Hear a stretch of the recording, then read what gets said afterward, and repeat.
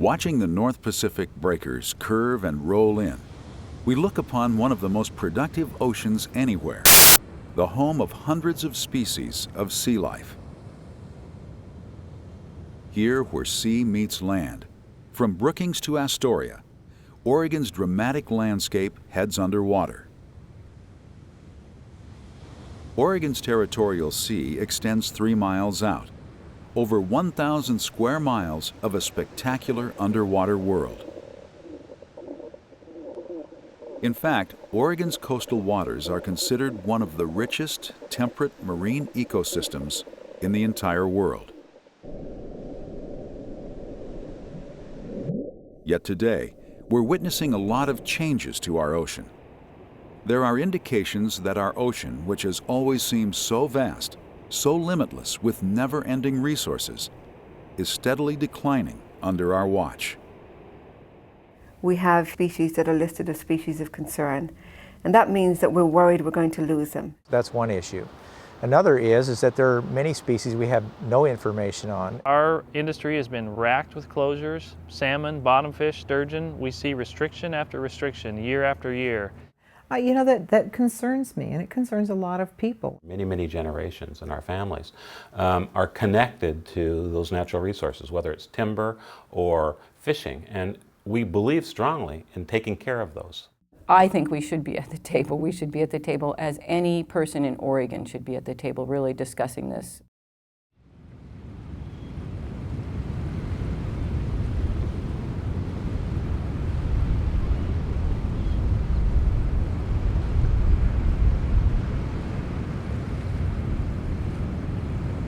A changing world, changing coastal communities, a changing ocean.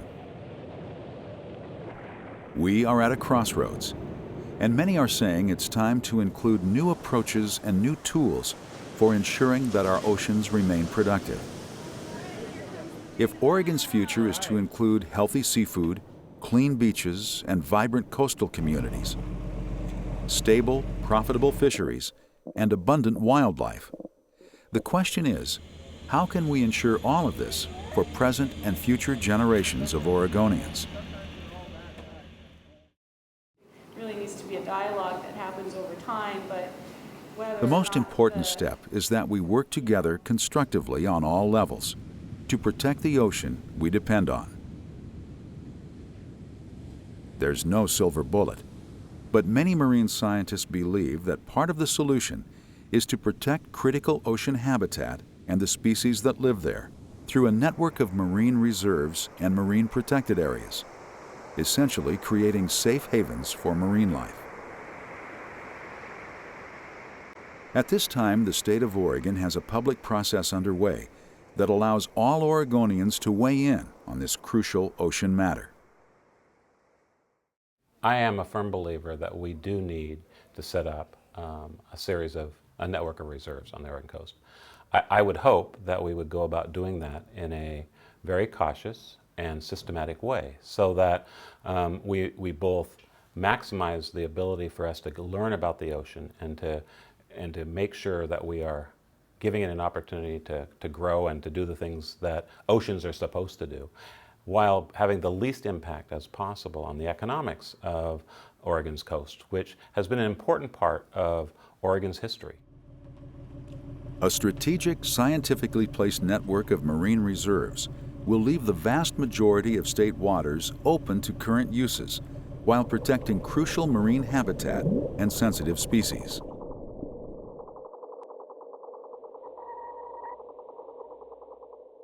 Here in Port Orford, we have 37 of the 72 nearshore permits in the state. And I would venture to guess around 80% of the landings. And we have a lot of great habitat here, but we also have a lot of effort here. And to be able to sustain that into the future, it's important for us to, stay involved in these processes. On Oregon's south coast, the Port Orford Ocean Resource Team, a group of commercial fishermen, is considering marine reserves in their historic fishing grounds.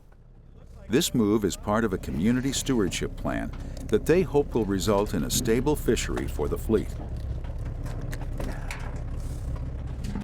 Also key are research opportunities to both monitor and gather much-needed data that will help make better management decisions. Since the Port Orford fleet holds more than half of the commercial nearshore fishing permits in state waters, everyone here has a strong interest in ensuring a robust and productive nearshore marine environment. I think there could be some benefits from marine reserves here at Port Orford. We're very interested in the issue about scientific research, using the reserves to do research on local fish stocks. We're also interested in the opportunity to use a reserve as a reference site.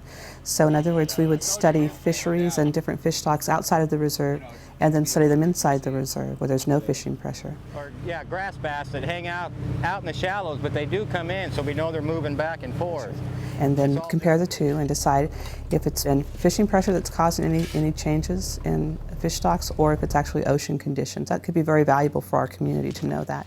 Also, we're interested in this issue of insurance. Basically, your reserve can be your insurance policy that you buy your insurance to make sure you're able to continue to fish into the future by setting a place aside. And how much insurance you buy is how big your reserve is. That you invest in it as a community. You say, okay, we're not going to fish there because we think we need to set a place aside for these fish to hang out and get big and to spawn. Many places around the world have set up marine reserves in order to protect habitat and biodiversity. A recent scientific assessment looking at information, how well did they do, says that in fact they do a very good job of protecting habitat and biodiversity. I think it's important for Oregonians to realize that most of our coastal and ocean ecosystems are not adequately protected, that the health of our ocean ecosystem depends on its biodiversity and on the habitats. Oregon is fortunate to be home to some of the world's top marine scientists. We are well positioned to develop a scientifically based network of marine reserves and marine protected areas. The bathymetry, the layers that we're... When an area of ocean is set aside in a marine reserve, the abundance, size, and egg production of marine species increases substantially compared with unprotected areas nearby. These effects have already been tested in reserves in our neighboring states. Reserves now in place for at least 10 years in Washington and Northern California have shown increases in size, abundance, and egg production in a variety of species that also live in Oregon waters. And the data are consistent. Marine reserves work.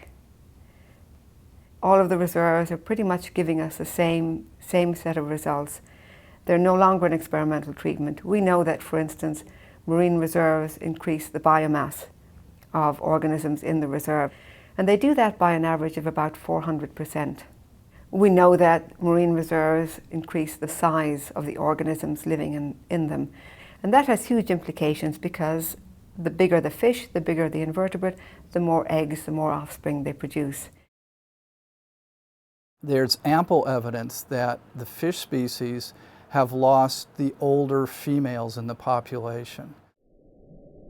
Marine reserves can ensure that at least some big old fat female fish survive. These are the best spawners for many of our species. In addition, the Oregon Department of Fish and Wildlife has been able to assess the status of only 8 out of 43 species for which it has jurisdiction. 2 of those 8 species are in a depleted status. I had 23 years fishing and fishing hard off of this coast. I targeted on those big fish. I targeted on a lot of the old rockfish, I recognize that I'm a part of the reason why there's only small fish left. It's not a limitless resource. There's a very good reason why marine reserves, if they work as they work elsewhere, that we'll get those big fish back. That is probably the most, at least from my perspective, the most powerful argument for doing marine reserves. Barely mature, just mature females, they produce about 35,000 eggs. A 60-inch female produces over 900,000 eggs. 27 times more eggs than the 20-inch lingcod.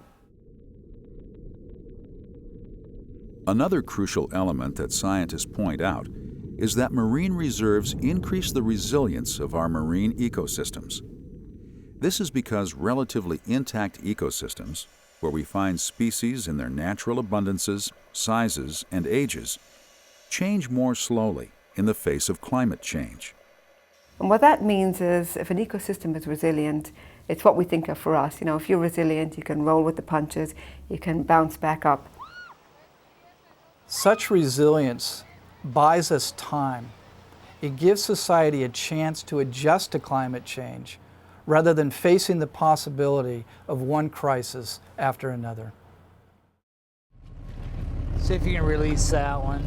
So communities could benefit by having active participatory research going on in their area. For crushing shellfish, like crabs and... It's going to attract people to come and do things in their community. It's also going to provide wonderful educational opportunity for people in the community and in the coastal region and the state as a whole. So what we have here is a baby sea lion. Just kidding, all right? I'm just making sure you guys are listening to me. All right, what we do have here is a small dogfish shark. And because the future generation is what is going to be really having some of these major impacts, for example, and they're the ones that are going to suffer, or they're the ones that are benefit in the future. And we've been leaders in environmental things in the past, and it's important to continue that. And this would be, I think, a very beneficial thing for Oregon, its economy, and for the fishermen. In these times of constrained budgets and understaffed managing agencies, some are raising the question, can we afford protecting some of our ocean habitat? They warn of the costs associated with implementing and managing a network of marine reserves and marine protected areas. What these communities are not talking about enough is, what if one of these fish gets actually declared threatened or endangered? Then all these arguments are off. It doesn't matter. It doesn't matter. You're there to protect, and you have to bring this fish back. What is the cost of that? What's the cost of that to our communities? We should be talking about that. To implement and manage an ocean insurance policy that consists of a network of marine protected areas will cost us only a fraction of the value of ocean products we derive from our ocean year after year.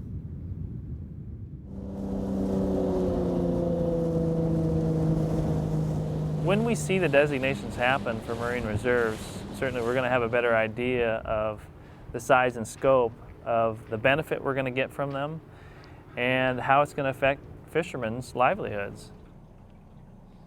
What we strive for in our industry is stability. What we don't have right now is stability. And what marine reserves can likely offer our industry, we will curb some of the instability that happens in fisheries management. We'll be able to take advantage of larger populations of fish that really draw a lot of benefit to these coastal communities. I think protecting our ocean and our economy does go hand in hand. I think the key is to have a locally driven selection process for reserves, like is happening right now in Depot Bay and in Port Orford, to find sites that can serve the purposes of providing protected places, while at the same time minimizing impacts on local industries. All right. And now really is the great window of opportunity to make sure that we protect the treasure of our ocean so that it is here for generations to come. I did some homework and we got a resolution together. It was passed unanimously at the City Council, and it supports the idea of marine reserves, it supports sustainable oceans, it also supports the fishermen and supports our coastal economy. It advocates for a sustainable future. Oregon's coastal marine habitats, the sand and mud seafloors, kelp forests, and rocky reefs are a rich and priceless treasure. Establishing a network of marine reserves and marine protected areas is in step with Oregon's history of protecting our natural resources for present and future generations. Protecting our ocean will be a proud legacy for fishermen, coastal communities, indeed, for all Oregonians. To learn more and get involved, visit OregonMarineReserves.net and OurOregonOcean.org.